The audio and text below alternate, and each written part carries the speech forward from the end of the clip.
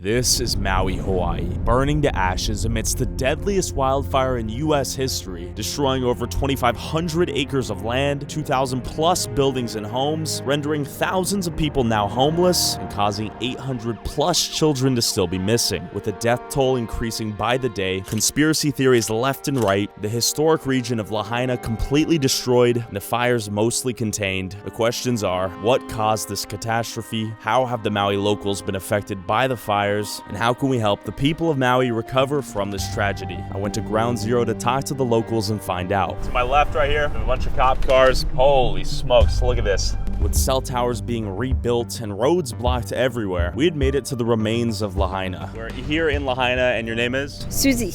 I live here. I live slightly south of Lahaina on the hill. We didn't expect more than brutal wind. When I saw big smoke, my neighbors and said, "Oh, don't worry. This is just the hurricane passing by south of here." And around 11 p.m., I got a text. The text was saying, "Susie, are you okay?" I tried to answer, "Yes, I'm fine, just gusty winds." The text didn't go back. We, of course, had no cell coverage. Why is she asking me that? Following morning, I woke up. There were police mentioning to us that it was a mandatory evacuation. But I stayed there because the older neighbor didn't want to leave. So Stayed in the house with your neighbor until the fire subsided? I stayed in his house and taking a look at the way the fire was approaching. Following morning, the first neighbor that I met said half of Lahaina burned last night. It did catch me by surprise. I went on the side of the hill and I could see more or less Lahaina, not looking the same at all. Yeah. Covered with this gray filter. I can't imagine what some people have gone through during their last minutes in the ocean or on the streets. We are still under a state of shock. Yeah. It's going to take a long time for this community to get back on its feet. What's your name? Bill. You want to say anything? The street and about 25 houses survived. Everything from our house down is gone.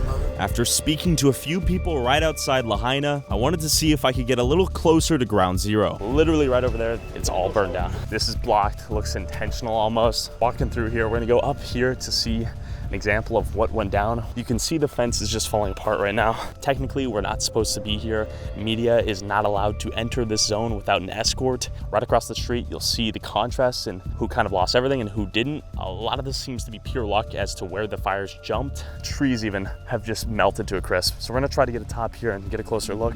Yeah, 20 feet away, unaffected. This is someone's backyard view now. Propane tank right there. That's a little bit scary. I kind of want to walk away from that. Buildings are melted to a crisp right now. It is insane. You see animal cages, bikes, houses, backyards. This is straight up someone's neighborhood.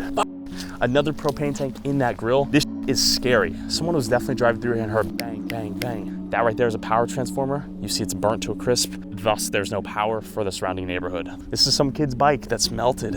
Everything is gone. Everything's gone. I really don't understand the science of fire and how it jumps, but it seems awfully random in terms of what buildings were affected. But consider winds moving at high speeds because of a hurricane, from my understanding, causing all this to go down. So it looks like we have a Fed right there, right across from us, just eyeing us down. So I quickly slipped through an opening in a nearby gate leading directly to the affected area of Lahaina, which was inaccessible via car with guards blocking the area 24/7. Look at this. The car smashed in on itself. Look at that. Imagine. We're not gonna go past it for a variety of reasons. Man, this is brutal. This is someone's life. That's an elevator. This is someone's apartment complex, most likely. All these abandoned vehicles, some of them are in decent shape, some of them are not. Dude, look at the metal itself melted. It liquefied the metal itself. That is the scariest shit I've ever seen. This is absurd. Holy shit. Hopefully this gives an idea of how f***ing hot this fire was. Bro, this is absolutely tragic. And look at this car. It's like straight up just hit or miss of what got fucked. This is your car. This is your neighbor's car. Literally melted from the sheer heat of this flame. Begs the question, who was too elderly, who was too immobile, who didn't get out? Which is a question people are still asking today as hundreds of kids are still missing and as the death toll increases daily. Yet, despite these concerns, public officials have responded with this. I do not know what the final number is going to be, and it's going to be horrible and tragic. So how many children are missing? I guess we can end this right now. guys want. This is one of the biggest questions that the people of Lahaina have, but you don't want to answer. You've been the worst mayor we could possibly imagine. After confirming the wrath of the fire firsthand, I wanted to see if the community was pulling together to help those in need.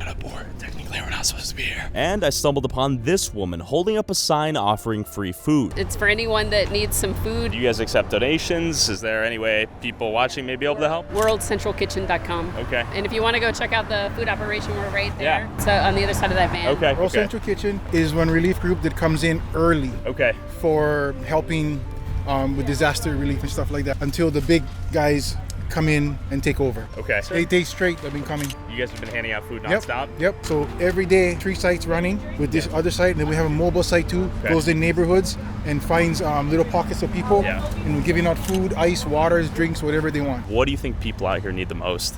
I don't know. I mean, everything. Everything? Everything. Yeah. I mean, I have co-workers that work with me that 7 or 8 of them lost their houses. Everything here is closed. So all this is shut down? Open. Yep, Okay. Nothing is open. So a big question might be, where are people getting their medication, medicine, all that sort of thing, if this is their local pharmacy? Everything in this pocket, he said, is shut down. So obviously this place is in a state of pandemonium, you could say. But that being said, food, water, clothing, everything appears to be accessible. There's countless organizations helping out here. It's something we definitely did not see in Ohio, which is interesting. These guys are redirecting traffic.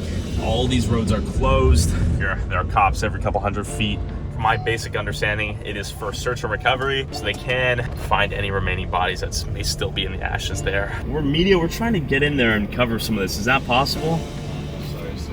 Do you know why? There's a lot of hazardous material, Okay. a lot of search team. Okay. Is it still active search and recovery? Yes. Okay. After seeing countless nonprofits handing out food, water, and clothing, I wondered how the people outside of Lahaina were affected by the wildfire. Aloha. You look like you own this island. No. Just checking out the waves and waiting for the sun. Okay. So were you born here in Hawaii? Yes, I was. It's pretty peaceful right here. No one wants to serve out of respect for Sure. what's going on because they don't want to look like they're having a good time. You said you had a kid who lived over there? Yeah, my son, he lives further up north of Lahaina. Is he affected by any of the fires? You know, not directly, but I think because of the fire and its impact, I don't care where you lived on the island or where island you're from or even what state, everyone was affected. Yeah. Because everyone loves Maui. I mean, and they have such True. good memories of it, whoever's come here. But a lot of people out of respect probably aren't going to come here for a while, right? What are your thoughts on that? It's kind of a catch-22, a double-edged sword. Yeah. We want the people to have time to recover, to mourn, and to grieve. It's very difficult to say. We still want people to come here. Lance, it's a pleasure. With over 80% of Maui's economy reliant on tourism, I wondered if tourists staying away from Maui would inadvertently cause the people here to suffer even more. But are the tourists even welcome to visit here right now? I pulled up to a stand handing out free tacos and asked the locals. Hi, I'm Christian O'Connor, Okay. and I'm housing the Keahi Strong kids right now Okay. that single-handedly saved 20 children, babies. Their sister escaped the fire at Lahaina Luna. The other brother came running, got hit by a tourist car. They run over his foot. They knocked him into the fire. He caught on fire. They turned around, looked right at him, left him for dead. Truck picked him up, took him to Pele Plaza. I housed 3 other men the other night. The man lost his aunt, her husband, 4 children burned alive in their car. We've got 1,526 faces and names on Instagram that the kids, this generation, are looking for because they're good at that. Yeah. You know.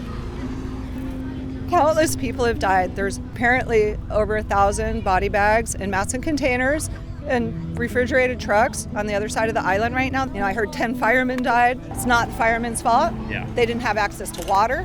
Water was shut off. Firemen died. The government's trying to blame them. They didn't sound a siren. There was no helicopters that came. No one knew. There were people had gone and picked their kids up from school and brought them home and left them home. One of the kids that was staying at my house, she went knocking on all the neighbors' doors. There was a 10-year-old girl with a crib with a baby in it. She grabbed the baby, grabbed the girl, got her out of there. Why do you think they didn't turn the sirens on? I don't know. Okay. I think there's a lot going on here that is way beyond anything that anybody wants to believe. Yeah. But there was no warning. Fires went from 4 o'clock until 7 o'clock at night going. No military came. The whole community is mourning the deaths of over 1,500 people. They killed innocent men, women, and children by not helping by not sounding alarms. People were asleep in their homes with their babies and their children. We still have no spectrum cable, no internet. We're not seeing anything. Everyone else around the world knows what's happening except for us. You mentioned earlier the water was turned off. Do you want to expand upon that? So what I've heard is that they pulled the water out of the pipes to fight the fires, and then they put the water back in the pipes or from some other source, and now it's toxic. Politicians have not been tar and feathered in a long time, and it shows. Management response guy on the west side was defending his actions of not sounding the air raid alarms, and he said that we would not have saved those people. Chief Herman Andaya defended his decision, said that the blaring sirens are typically reserved for tsunami warnings and that Hawaiians are trained to seek higher ground when they're set off, which would have been towards the fast-moving inferno that killed 110 people. The man could have a point. I don't know if that was the right call. And then there was this fella. This guy is in charge of the water. I guess the water that he didn't release from one network into another network so that they could draw more water to douse the fire. He said, no, I'm not opening the spigot. And that limited the water resources of the upcountry and this side fires. But I think the most important thing, regardless of how the fire started or how the water got spoiled, is what are we going to do about it? How long is it going to take? How are we going forward from here? How are we going to remediate the burn areas, detoxify them, balance the pH, reintroduce beneficial bacteria and fungi and plants? Let's use this burnt blank slate and move forward. Be aloha. That's the most important thing. Whether Oprah, Chinese lasers, or failed leadership and bad luck caused this, these people need help. And if you feel passionate, you can check out this cause set up and managed by locals, where they claim to give the proceeds directly to the families affected by the fires. People are so traumatized and hurt. These people lost everything, not only their home, their town. Our history is in this town too. Click the link in the description for more information on how to help.